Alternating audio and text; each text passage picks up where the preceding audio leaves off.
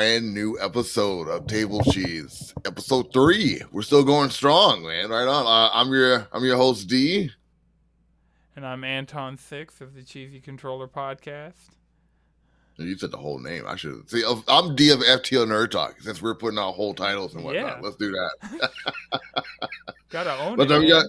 we gotta own it. You're absolutely right. We got a lot of topics to talk about this week. I know we're gonna talk about Destiny. I also want to touch on the gaming prices with the PS5 and like how that's gonna look for the VR in the future. I've been listening to Kindly Friendly, like you suggested. Like I want to get on top of that. And we got like a TV show cancellation that touches on video games. But let's do this. Okay.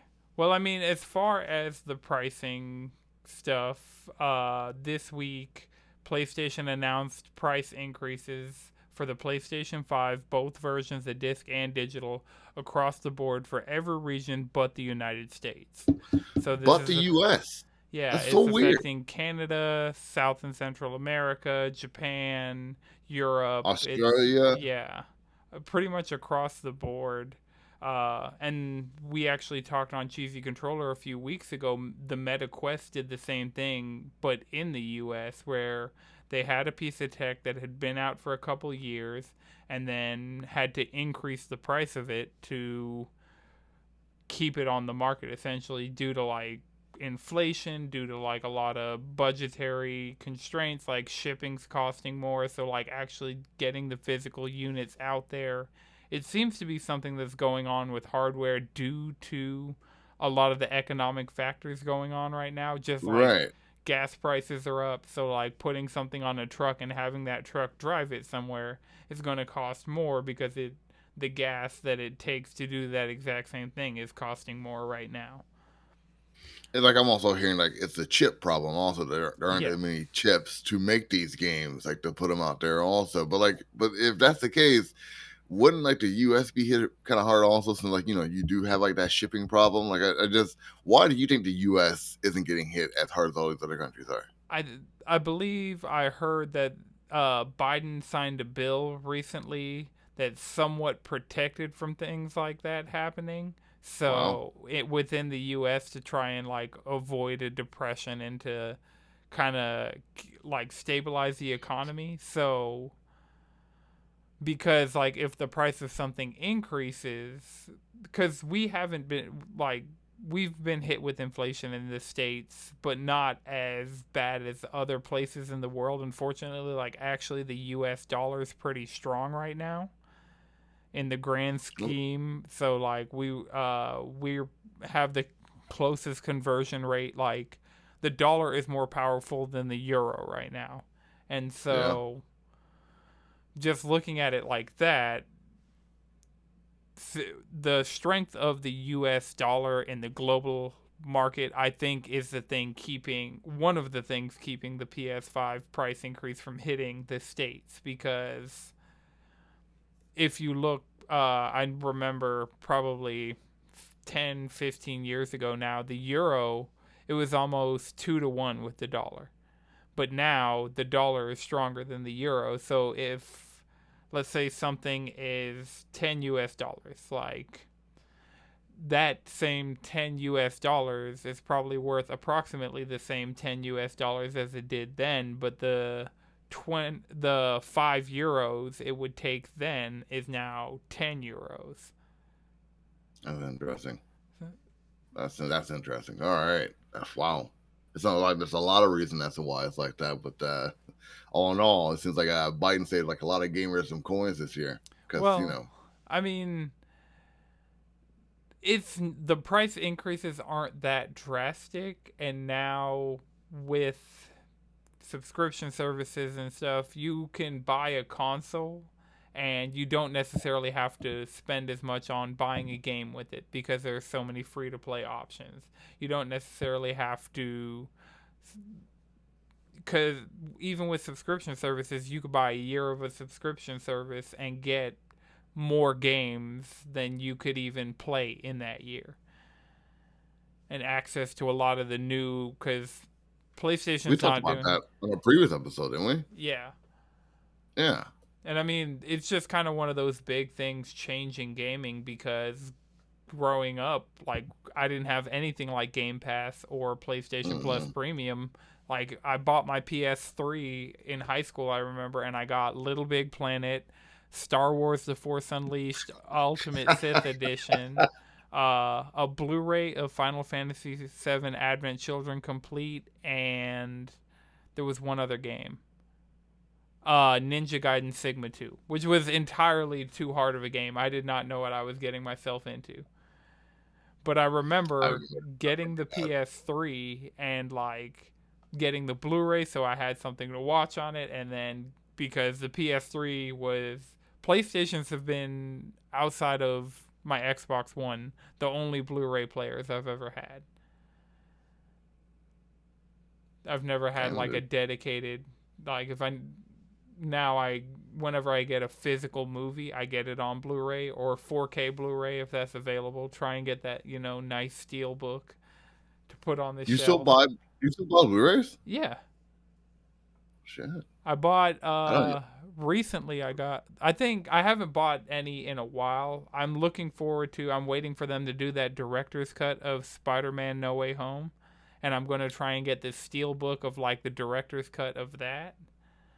Like with the 11 extra minutes that they're bringing it back to the theaters. Yeah, Yeah. so I want to get that version and get that in a steelbook on 4K Blu-ray, because the first time I saw that movie, well, the only time I've seen that movie, because I'm waiting on the Blu-ray, and like the standard version Blu-ray's out, but before it came out, they announced that it's coming back with 11 extra minutes. And I'm like, so why would I buy a lesser version of a movie when there's going to be, so I'm on the wait train for that. But I You ain't got no sucker. right. Because I'm sure that there's tons of folks out there who bought it first day it came out, and they are Right. kicking themselves in the face hearing about these new 11 minutes. No, I get you. Right. And they're probably going to buy it again, but see me, I don't need two copies of it on Blu-ray. Like there's Yeah, certain movies that I could see that with, like Pro Mare, like certain Scott Pilgrim. Well, I don't have any of these duplicates. I'm just naming movies that I have on Blu-ray that if I were to get another copy that's like has more content, I wouldn't be mad. But then again, all these movies are years old and not. I guess in the search of getting to know you better, what is your favorite movie? My favorite movie, I guess, is Final Fantasy VII Advent Children Complete. Look at this guy! Wow, It's the movie I've seen the most. Like in high school, I knew like the words to the movie. damn, dude. I thought I was obsessed with Aventure in my youth because I know I downloaded it before the DVD came out, and I had to watch that in Japanese quite a few times. Funny enough, on my PS3, but man, like wow, favorite movie. That's cool, man. Yeah. But I mean, It's, also up there, I gotta put like the Demon Slayer movie, the Jujutsu Kaisen movie, like this modern wave of anime movies. And then have you Cloverfield, seen like I'm a Have big you seen Dragon kaiju Ball? person. Have you seen like Dragon Ball Super in theater? Oh no. So I'm not that big of a Dragon Ball fan. I'm gonna wait until that movie is more readily available, but I didn't realize the anime movie that was actually back in theaters recently, that I didn't realize was happening until the day it was happening while I was at work, which is always fun. They brought the Bleach Hellverse movie back to theaters. And the Bleach Really? movies, yeah, they did it as like a Fathom event. Like they did it really old school. Like I remember seeing the first Bleach movie in theaters and having to go through Fathom events, and it was like 2 nights only. This was one afternoon only at select theaters. That's But some old school shit. Yeah. yeah, That, yeah. Like you gotta be like a fan, like on top of it to see something like that. No, I yeah. get that. But in the movie space, like I'm gonna see Nope this weekend at some point, It's on the list. and Bullet Train. I want to see Nope and Bullet Train a lot more than I want to see uh, the Dragon Ball movie.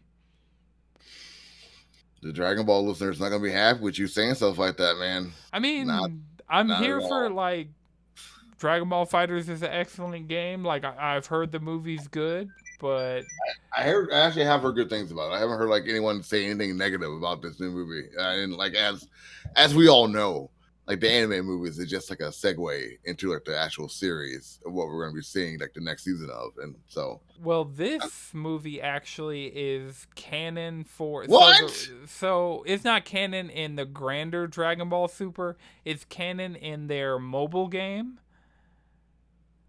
They have a like so the reason it's called Dragon Ball Super Superhero is because there's a mobile game called Dragon Ball Superheroes. And so this is like and I'm not the one to speak authoritatively about it because I haven't seen it and I don't play the game and I'm not that big of a Dragon Ball fan. No, But he's an expert, folks.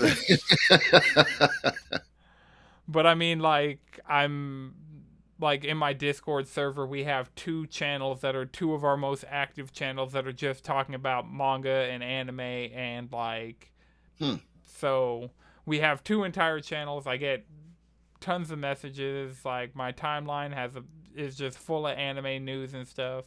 So I didn't know about this. Is this like the new one that came out that has like the GT fighters and whatnot attached to it, or is it like a different mobile game that's out? I, I'm not sure. This is a card game, a mobile Oh, game that this okay. is like related to, but yeah. Dragon Ball card game is that on point? That they got a movie out of it? The I heck? mean, mobile games make so much money that like Fate is like a series that just does like in ridiculous quality anime because Yeah, they make so much money off their mobile game. Like I feel like Bleach's mobile game is the reason Bleach is coming back because the Bleach mobile game rate makes ridiculous amounts of money.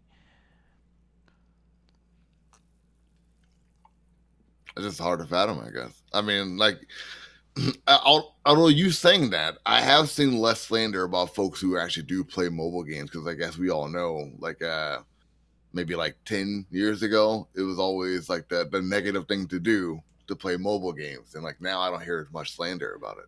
Yeah, I mean, still if phone gaming has changed significantly from the days of Flappy Bird and Temple Run. Like the newest Near JRPG, just like a full Near story that like I have it on my phone and I mean to go play it, and like a better version of Apex Legends. Okay. Like all of these mobile games, Call of Duty Mobile is like if they would put that out on console, that'd be an insane game. It's just so people who play on their phone, like Fortnite was kind of a big one for me. Like I'd play Fortnite at home, grind out a season, and then like be out and about and like just pop on my phone, do a couple matches, complete a couple challenges, level up a little bit, and then like switching back and forth. And like so phone games, the majority of phone games that I play are gotcha games, which are like they have the random drops where so like I play the Fire Emblem one, so like the gameplay is a real time strategy, but I'm rolling for characters to put in my party, and I want to build out my party of like the characters that I actually like. So the more that I play, I'll get the currency that I can use to roll for characters, or you could buy the currency that you use to roll for characters. It's a whole thing. Fire Emblem Heroes is what you're talking about, right? Yes. How am I just now hearing about this? Oh, Nintendo. So Nintendo's done. They did Super Mario Run, which was their first mobile game. Rest in peace. Is now shut down. Then they did Dragalia Lost, or they did Fire Emblem Heroes, and Fire Emblem Heroes made so much money being a gotcha game based on a property that people like that they tried doing an entirely new property as a gotcha game in Dragalia Lost, which apparently was really popular in Japan, but it's just for me it wasn't like it. We get so many gotcha games so consistently. The ones that grab me are like either have something really interesting going on gameplay wise or have the right crossover at the right time. It really depends because I play, and I guess I play a lot less of these than I played earlier on, but I play Fire Emblem Heroes, I play Grand Blue Fantasy, I play, what's the other one? I'm like picturing the roles in my head of like, I played Pokemon Masters for a while, but all of these are just gacha games where I wish they'd bring the Monster Hunter one to the West because some of the things is Monster Hunter Riders, and so it's kind of similar to Pokemon in the concept of how they're handling it. I think you mentioned that game before on a Chessy Controller. Yeah. Now I didn't know what gacha games were, so I just looked it up. A gacha game is a 2-player maze game in which one player attempts to catch the other. It originally started in 1973. That must be a different reference to gacha. Okay. Because all the gachas, I mean, they'll have multiplayer things, but they're not necessarily maze games. Right. Gacha actually refers to gashapon, which are like the vending machine things. You know, like capsule toys in the U.S. where you put like a coin in and turn it and get a capsule out with something in it. It's a big thing in Japan. Yeah. Yeah. So that's gashapon, and like the mobile version. That's why I say you roll or you draw for whatever. You summon. You like every game has a different name for it, but it's you get a currency. You'll like buy something from a specific set, and you know that the thing you actually want might be in the set, but you might not actually get it. You're just kind of putting a coin into a machine, turning the lever, and what you get out is a JPEG of a character in a Similar video to game. A loot box in a way. Yeah. But like loot box is like buying when you do 10 rolls.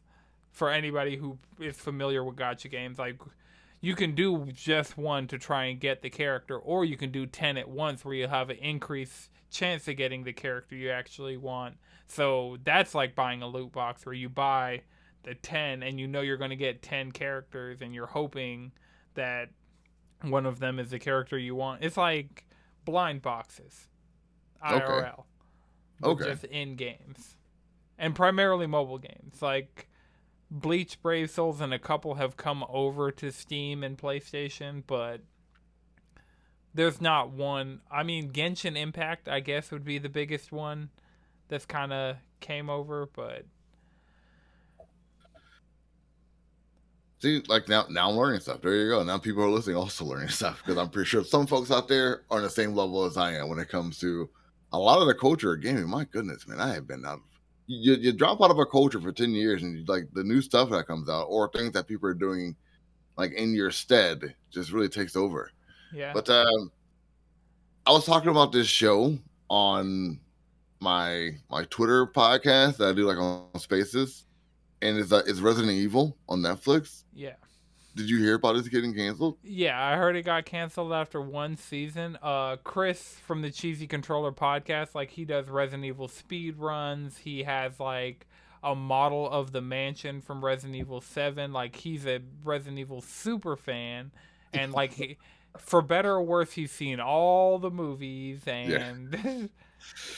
And there's some cringe movies out there. Yeah, right. The Mila Jovovich entire, like, there are more of those movies than there are mainline games in that series. Just to.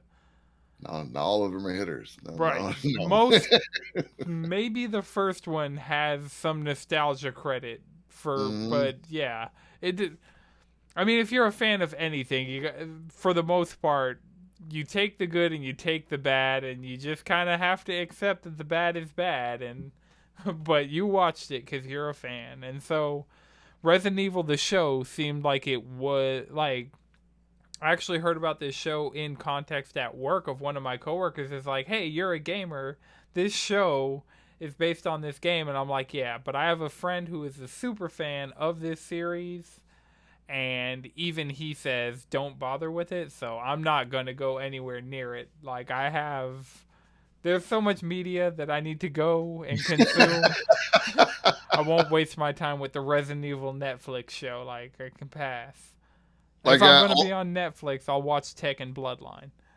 have you watched Tekken Bloodline? The first few episodes. So it's Tekken 3. It really is. Like, yeah. someone mentioned it on my posts on me talking about it on Twitter. Like, they said like it's essentially Tekken 3, and like, you know, I can't disagree. It even like towards like the end of it, like if you watch the very end, like it is the story of Jin through Tekken 3, like of you just not playing a character. Like, there's no fighting really inside of it. Like, not much anyway. And I heard they added in some characters from Tekken 7, like Leroy Smith.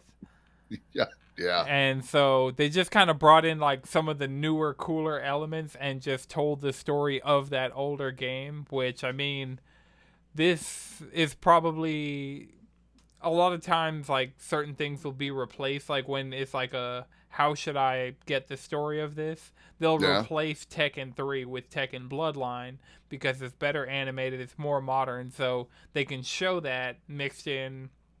Like, I'm just thinking about it in like the content creator mindset of like if you're doing a YouTube video and you want to talk about any of the events that happened in Tekken 3, you're not going to use footage of Tekken 3. You're probably going to use clips from this anime because it'll just look better. And like I gotta say, like, it looks good. Like, I like the quality. I like the story. Like, it was only 6 episodes, but you know, it was. Well, I'm probably at about the halfway point then. Yeah, it's worth to watch. Like, it's not like nothing like to sneeze over. Like, I will say this: I will like to see more of this, but after that ending, I'm not sure if that's going to be the case. Yeah. These gaming adaptations, because like one of my most hyped anime for next month is Cyberpunk Edge Runners. Studio Trigger is making an anime based on Cyberpunk 2077 where they use Night City and like some of the concepts in the game, but it's like a Studio Trigger anime. And Studio Trigger is one of my top, like, probably my favorite studio. Like, overall, I mean, Bones is up there. Like, Bones has done some amazing work, but putting Studio Trigger's name on something that's saying something really serious to me personally. Okay, well, because I was about to say something that was the complete opposite of that, but like hearing you say that, maybe I won't say that now. It looked a little soft, like animation wise. Like, I wasn't sure like how tough it was going to be, considering that, like, you know, Cyberpunk has like a tough aesthetic video game wise. I wasn't sure like if this anime was going to like hold like the same kind of visual. No. So you know Star Wars Visions? Yeah. You know the episode with the twins on the Star Destroyer? Not as familiar. I'm trying to think. The episode, like, they have like the rainbow kind of lightsabers. It's two twins that are both supposed to be like Sith Lords. Okay. And yeah, I say now. So that animation style has been Studio Trigger. Like, they did Gurren Lagann, they did Kill la Kill, they did Promare, they did that episode of Star Wars Visions, and now they're doing this. So their animation style is just super colorful, super like punchy, super. Yeah, their animation, they're space wizards. I've heard like people have talked about Studio Trigger and called them space wizards before. So that's the kind of level of work we're going to be getting out of that series. Okay, well, I guess I can't be mad at that. Like, I guess I was expecting more of a darker tone, but you know what? Like, you get what you can get sometimes, and this looks like it's gonna be, you're gonna have your shonen MC, you're gonna have your Kamina like main character, and he's an edge runner. They're fighting back against the corpos of Night City, and they're, you know, parkouring all over the place, and they're gonna have bright neon yellow jackets, and it's just gonna be cool. It's gonna be you make it sound tropey when you say it like that, but I get what you're saying. I mean, Studio Trigger is very tropey. It is the visual feast. It's like the story is gonna be like an inch deep. It's not. it's just a vehicle for you to look at crazy explosions and just like like one scene from Gurren Lagann is Kamina drawing his sword and he just starts pulling the sword and the sword is just like impossibly long and like just never coming out of the sheath, and it's not like this big thing, but it's just like, look how cool we can animate somebody drawing a sword. No, I get that. I get that completely. I'm watching the video of it on YouTube right now, and it's clean. It's really clean. It really is. Like this is, and it does look pretty boss. But like, yeah, I see what you're saying. Like, I wouldn't say like it's so far as fan service. It's just like, let's just watch some pretty colors and some things blow up. Right. Yeah. No, I get you. This looks cool. All right, that may change my face on it when it comes to this. I guess I was just like expecting something gruff, like like it's Cyberpunk. So yeah, it's going to be a lot more fun of a ride. But earlier you were saying some of the things that have developed in the 10 years of you being away from gaming. So one of the things, 2014, the fall of 2014 was a magical time for gamers, because a little game called Destiny would be coming out. Good segue. I like this. Oh, keep going, please. I'm here for it. So Destiny comes out. It's from Bungie, the developers of Halo. It's their first project since Halo Reach. It's on next-gen consoles. The PS4 and Xbox One were out, but didn't really have their killer app yet, and Destiny comes along, published by Activision, the people who publish Call of Duty. Just insane marketing budget. Music from Paul McCartney, live action trailers playing during the Super Bowl. Like, this game was on the cover of Time magazine. This game was everywhere. You couldn't throw a stone without hitting something Destiny related. And it was the biggest thing in the world. Destiny comes out. It is a co-op, 3-player, online, sci-fi, space shooter. But, like, the lore is insane. The content runs out. People start running out of things to do. Like, they get through the first raid. I remember there weren't that many exotics in the game. There wasn't always a carrot on the stick pulling you along, so a lot of people fell off. Understandable. Like, games... Think about Borderlands. Borderlands comes out, everybody's on Borderlands, everybody plays through Borderlands, everybody drops off of Borderlands. Everybody's just thinking Destiny is Borderlands in space. All right.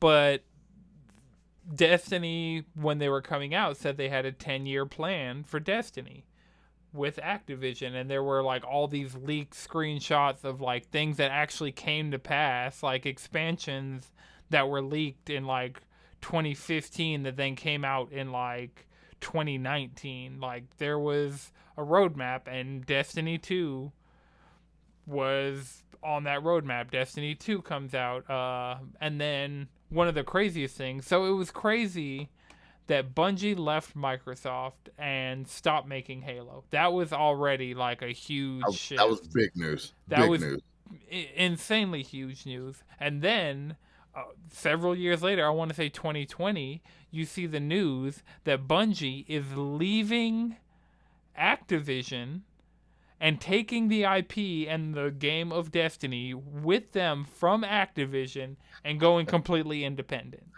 Dude, I remember all the gamers went nuts about that, yeah. Right. Bungie, it just makes moves that just will shake up the entire industry, because they've been around for 30 years. They used to make Mac games. But Bungie, over the past 30 years of being around and making games, and they've made a name for themselves. Like, you see Bungie, and it's like, if you're playing a Bungie game, right now it's probably Destiny, but they're talking about working on another game that's another new IP, and I'm super excited for whatever that is, because I was a huge Halo fan. I mean, I still kind of am a Halo fan, not as much since Bungie left, and I'm a huge Destiny fan. I have engrams that you can see in my background on my shelf, and I have like a ghost of... That's probably like my Destiny section. I have like Cade 6 and But like for Destiny to have a section on my shelf of like things, like I have a strange coin pin on my pin board. Like Destiny is one of those things that like it's just really cool.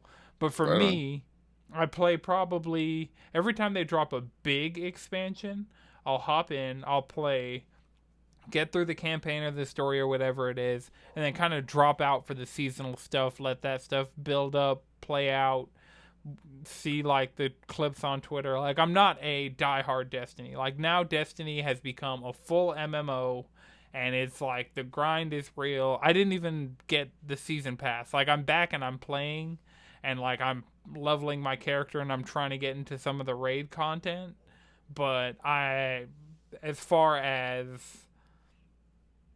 being on Destiny on a consistent basis, like recently my routine has been I play Fortnite. Like I finally finished the season. I got Darth Vader, so I'm happy for the season. I got this Shenron glider so from Dragon Ball, so that's really cool. And those were like the two big missions that I had for this season of Fortnite, and I did both of those. So I'm good for this season of Fortnite. So now I'm on Destiny because they just announced their major Lightfall expansion, which they announced years ago at this point, and we're finally getting there. And we're going to like a city setting. We're getting a new darkness power, the Strand power. But it It's costs $100, right, for this Lightfall? I mean that's the deluxe edition. That'll come with all the season passes for the first year of Lightfall. It'll come with the campaign. It'll come with all this. Destiny's free to play now. So Destiny 1 was a $60 game that had like approximately $30 expansions every. So Destiny typically every time they drop a $100 edition, it's going to be a roadmap of stuff you're getting. You're not getting $100 worth that day, but you're getting like $60 worth that day, and then probably another $60 worth over the course of the next year. It's just if you know you're going to play that, then you're saving $20 because you know if you're going to play every season and do the season pass and do essentially their battle pass equivalent and try and get those exotics. And if you know that's what you're going to do, you essentially save money by buying the $100 edition up front versus buying this $40 version and then buying every single season the new season pass and all of that. So I mean, and that's with a lot of these like Fortnite's the same way. It makes more sense to buy more V-Bucks at a time than it does to buy them like five here, because if you know you're going to spend the money anyway, you might as well spend more up front and spend it over a longer amount of time than spending small piecemeal things here and there. I get you, but I want to hear like you were going somewhere wrong. Like because Lightfall is coming out, it comes out 2023 in February. There's a lot going on with it, and like you were getting like to a major point when it comes to Destiny. And I really want to hear what your end game is with this, because the hype that you bring into this game, I'm here for listening to it. I'm watching the trailer as you're talking about it. It's Destiny lore is extremely deep. Like Destiny's a game that I feel like I know. I've talked a lot about Final Fantasy 14. I've talked a lot about Monster Hunter, and both of those are games that are games as a service, ongoing live games. Like I could play them for years to come and play nothing but them and get super deep and be happy. And Destiny has kind of been one of those games for me over the PS4 generation. So I'm super excited. Like they did Destiny, the original. Then they did Taken King, and that was huge. And Destiny 2 came out, and then Beyond Light. Well, Forsaken came out, and Forsaken was huge. Then Beyond Light came out, and Beyond Light was huge. And The Witch Queen came out, and The Witch Queen was huge. And I'm skipping over a lot of the smaller, like Curse of Osiris and like Crota's End, and like a lot of these smaller DLC games. Wow. Well, I mean, these are all like DLC packs that when they come out, it's a story, it's a campaign of varying like depth, and it's something that builds into the larger universe, like the Leviathan raid. That was the raid that in base Destiny 2, the big Cabal guys that were in the trailer you're watching for Lightfall, the guy who was the final raid boss in the Callus raid is the like leader of those Cabal, and they're now working with the darkness, which the Hive was primarily like associated with the darkness, but now the Hive have the ability to use the light because Osiris died, but then Savathun, who is like one of the Hive queens, impersonated Osiris and learned the secrets of the light and have allowed the Hive to now use light. And Guardians started using darkness in Beyond Light, and we're getting a new darkness power. So that darkness power was stasis.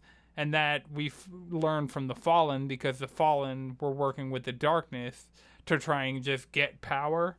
And that's how they obtain stasis powers. But now this strand power, whatever this new race is that lives in the city that we're seeing in the new Lightfall trailer, that's a totally different darkness power, because so you're getting a grappling hook. At first it was just going to be a hunter ability, the grappling hook, but then they're like, no, this is too cool and works too well with the gameplay. We have to give everybody a grappling hook. So everyone's like, it's web slinging now. I saw the trailer for that. Yeah. Yeah, and it's super exciting because like the concept of the power is the string is reaching through reality, so you don't need to have a point to swing off. Screw mechanic. Screw logic. Well, I mean, they have a logical explanation where the strands reach through to a dimension where there's something there, no matter where you point it to swing off of.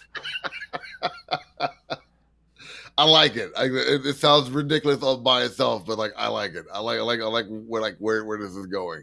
I do have a buddy who's hardcore into Destiny. Frosty Phoenix, Fukuname. He's big into Destiny, so like all the stuff that you're saying, if he's listening to this, he's probably going like, yep, like loving all this. But would you say that Destiny is one of the first RPG shooter games? Like, were there others before this? No, that's RPG mechanics have been trying to get pushed into games for years. This is one of the first like shooter MMOs that I've personally seen take off, and it's because of like the gameplay. Bungie, like shooting any gun in Destiny at any point in time, no matter what you're shooting at, whether it's another person or an enemy or whatever, feels good. And that is because of Bungie. Like, they have every weapon class. They keep adding new things. They added swords. Those felt great. They added bows. Those feel great. They added this new thing called a glaive. That, like, when I think of a glaive, I think of it from Monster Hunter, but this is just kind of like a glaive that you hold like a staff that can shoot. It's... So, yeah, RPG mechanics have been in games. I feel like Destiny was the first games as a service that feels as... And now, like, it's gone full MMO, but for a while it kind of toted that line of, like, this is your Call of Duty every year, but this is also your World of Warcraft deep, your raiding in it. You have like a raiding party and you coordinate times and like you have to pay attention to mechanics. So it toted that line. It's gone a lot farther into the MMO side, but it still has that great shooting. It still has like the characters, the lore, just all that stuff. And so that, for me, I remember Destiny coming out and it being a really special game, and now here we are 8 years later, and Destiny is stronger than it's ever been, and more people got into it over time. Like, I played the first look alpha for Destiny 1 on PlayStation 4. It was like a thing if you pre-ordered it. I remember I pre-ordered it physically as early as I could possibly pre-order it. Like, they just announced the game essentially, and I pre-ordered it to get a poster of the Fallen, which I still have, just because it's a really cool poster. And then all the other bonuses of, if you pre-ordered it on PlayStation, because at the time I pre-ordered it for PlayStation 3, but then it came out on PlayStation 4 PlayStation 4 was out by the time it came out, so I switched my pre-order to PlayStation 4, and having a PlayStation 4 pre-order got you the first look alpha where you got to play the game and do public events and stuff like that, and I remember that being insane. And then they had the beta where they introduced strikes and doing the Devil's Lair strike in the beta for the first time. That was great. And then the game comes out and the loot cave happens. Like, Destiny has just consistently over the past 8 years had moments, had things that has had stories. They have secrets. They have community events. They had people go out in the woods in real life and like dig up a box that they buried there that had the next clue for the in-game raid. I can hear the excitement in your voice. It sounds like you're really into this world. Let me ask you this though. And I'm gonna ask like a variation of this question at the end of the show. But say I got myself a PS5 and like someone told me to start playing Destiny. Like, how would I go about playing Destiny? Like what would be the best approach for someone like say myself in particular, haven't played like a console game about 10 years, got a PS5, wanted to play like a shooter game like Destiny or Destiny itself. How would you like approach me like to go play a game like that? Well, I mean, I'd say now is probably the best time. By the time this is out, this might like be dead. Like, as of recording, August 27th, 2022. All the DLC packs are free because they announced their next expansion, and so all the expansions that are in the game currently are free. What I'd recommend doing is the game's free to play. Hop into the game. They give you the opening mission. Play the opening mission. And then it's really up to you because you could buy whatever expansion you want, and all the expansions will have raids. It'll have dungeons. It'll have strikes. It'll have a whole new area. So any of these expansions kind of maybe find the one that you can have play with other people. Like, I haven't beat the Witch Queen. So, like, if you were to hop on, we could do the Witch Queen campaign together, and that's in and on itself a good story and a good spot for you to start understanding the different races in the game and deciding, like, what's up with these Vex guys? I want to go do something with the Vex. Okay, there's the whole Vault of Glass, and there's all that content. Or you see the Cabal, and you think the Cabal are cool because they're just kind of warlords of space, and we could go do all the Cabal stuff. Or the Hive. There's so much Hive content. There's so like all the enemy factions you kind of see through all the different things. But if there's like an enemy faction you like, or if there's a weapon you see, you're like, yo, how do I get that weapon? There are like exotic quests. So I think it's just a matter of get in, play whatever expansion you feel like playing. Start playing one of the expansions that's available and just play through that. And then by the end of that, you'll have a good enough concept of the gameplay loop, the feel. Like, you'll have a bunch of side quests that you would have built up through, like, hey, this quest had me go to this planet, and this planet's like, oh, well, if you open 10 chests on this planet, you'll get like a legendary gun. And so you want to go, you don't necessarily, that planet's not part of what you're doing actively right now, but you can go back. Like, there are a lot of hooks. I think start free to play. Like, if you're a competitive shooter, try out Crucible. Try out doing the Vanguard strikes. There is a lot of content that you don't necessarily need to be doing the latest and greatest stuff.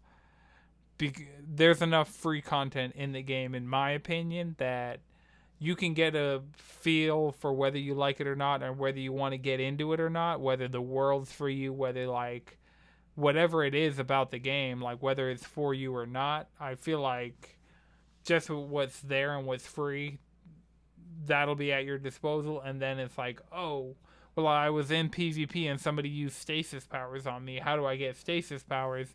You want to go do the Beyond Light campaign, which involves the Fallen and them. And the Darkness is kind of like just the giant space pyramids of the darkness are just a constant threat that's throughout all of these things, and you see like the different groups they work with and like the story that unfolds and their relationship with the traveler who's like our beacon of the light, and they're there's a lot in Destiny. No, it sounds like it's something for everybody. If you like shooters, it's like a good adventure game. If you like doing random missions, it's like you got like a lot you can do inside of these games. That's cool. I'm watching the gameplay right now. As you talk about this, it's like it's painting the world for me. So yeah, I appreciate it. Yeah.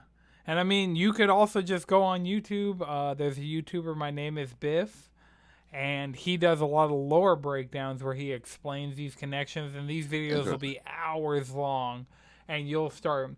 Like I remember Savathun first coming up in the lore around the Oryx raid, because Oryx was the big bad in the Taken King, and Oryx is one of 3 siblings, and his sister Savathun is the one who is like she's the Witch Queen. She is the big bad for the newest expansion.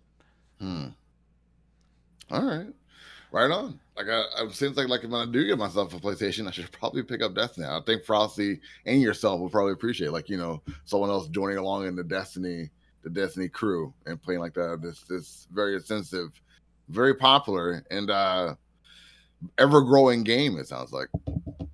All right. But the question, go ahead. I was just saying, I didn't want to hold you too long. I know the past couple of weeks we've been going extra long. I mean, it's been great content, but it seemed like you had one last question. Yeah, the one last question is, so it's August. There's a lot of games out there. What game would you give an unbiased opinion that folks should probably be playing right now? PlayStation, Xbox, PC, otherwise?